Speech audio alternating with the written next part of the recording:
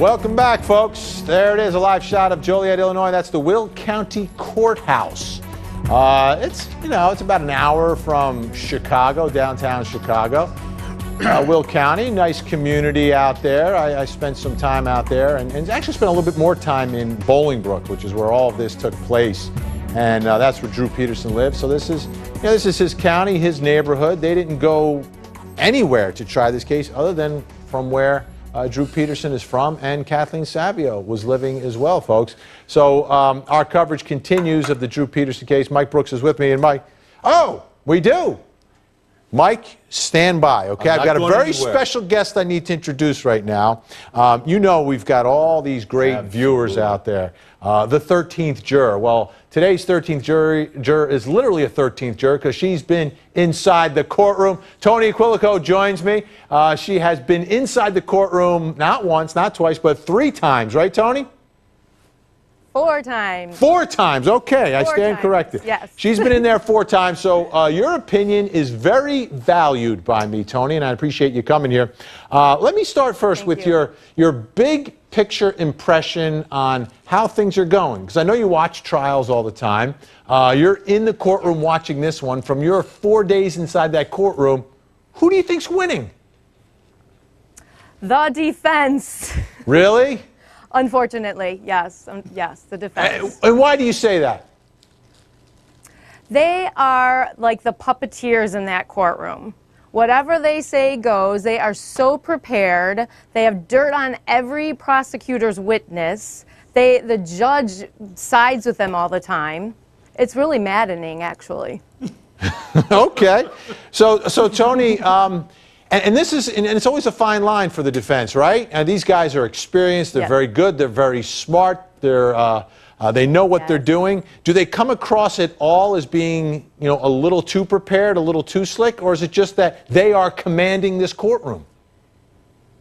They are commanding. I mean, yeah, they are a bit cocky, but I think that positiveness that they show through the whole thing. I mean, even if they have a bad ruling, they're smiling. And if I was a juror, I would be there. They have no problems. Everything is going their way. And they don't wear the sunglasses inside the courtroom, right? No, they don't. No, they don't. Okay. Now, how about Drew Peterson? You've been in there, 4 days of this trial, Toni, as someone just observing Drew Peterson, because the jurors in the box will do the same thing. What impression do you have of this guy? Well, when the court is in session, he sits and he takes notes, and he's very professional, so unlike the Drew we know outside of court. But when the jury's gone, he stands at his table facing us and stares at every one of us. And if you're blonde, you'll get a wink. Whoa. I haven't gotten one. Why don't you wear a wig when you go in there for the 5th time and do a little I was experiment? thinking about it. I was thinking about it. I know you were, Toni.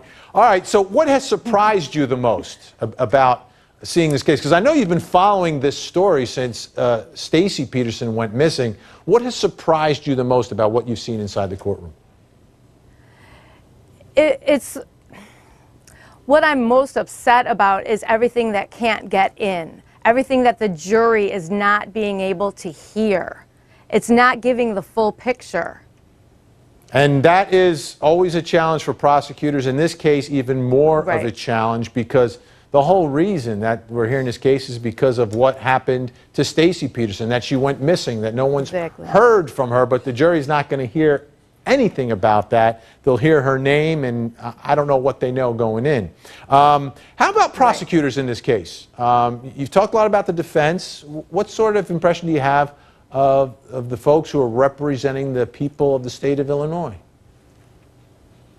Well, the lead prosecutor, he hasn't done anything, and he stares down at his whatever he's doing. I don't know what he's doing.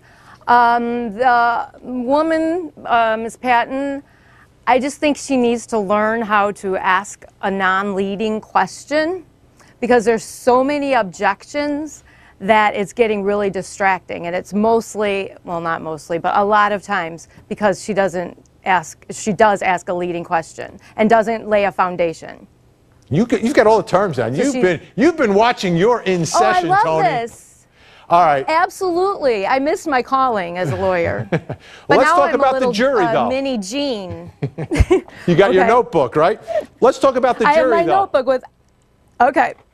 What have you noticed jury, about they this are jury? Sometimes body language can tell you something. Maybe you've seen them, perk up at a certain moment or something. What have you seen from your 4 days inside the courtroom from this jury? I do have a moment. Usually they're very stone-faced. They don't, nothing. They're poker face. Taking notes, lots of notes. But there is one man who sits on the top, closest to us, and he's a little squirrely. He looks all around. He loves looking at the reporters. But yesterday, when Brodsky put up the documents of Drew not being in court those 2 days, he went like this. Oh, man. That's not good for our prosecution team inside the courtroom. That's a little rough. So, yes. What is it? Why you're from Chicago, right? Right. All right, so you're getting up early in the Actually, morning and commuting back and forth, or are you staying in Will County for this one? You know, next week I'm gonna get a hotel room, but this week I've been driving back and forth. I get up at 4, I leave at 5, I put my makeup on the way here, and I get in line at 6 and wait. And I'm usually first. One suggestion from Mike Brooks had a suggestion that you don't do the makeup while you're driving. Please don't do that. But okay, Mike. How about this, Tony? Inside that courtroom, you're spending a lot of time there. You're really into it. We understand you're noticing everything. How about your friends and family? Have they commented about your interest in this case? And, well, Tony's doing what? She's doing what? What do they have to say about all this? My mom is the same way. She loves you. She wishes she could be here. She lives in Elkhorn. We went to the Mark Jensen trial together. Okay. Elkhorn, Wisconsin. Yeah, so she understands it all. And my friends, they just know that about me now. They understand. I post on Facebook about it. Some people are like, you might be, you're kind of not getting a lot of positive energy through yourself, and this is probably not good for your soul, but I don't take that. But then again, it is. Yeah. Well, so the bottom line here, Tony, as we stand from your time inside the courtroom as our 13th juror, despite the fact that you, like me, lean towards the prosecution, you have not been convinced, and you would actually at this point have to say the case has not been proven. Absolutely. All right, Tony, if you stay in town, we would like to stay in touch with you and check in with you every once in a while to find out if you've heard or saw anything that might change your mind. Okay, and Vinnie, all my online people on justicequest.net love you, and we miss you because we don't see you as much anymore. All right, well, you'll be seeing more of me. Don't worry about it. Tony Quilco, good. our 13th juror. Say thanks so much, Tony. Thanks, Vinnie. All right. All right, folks, we've got a lot more straight ahead. Our coverage of the Drew Peterson murder trial continues. Beth Karras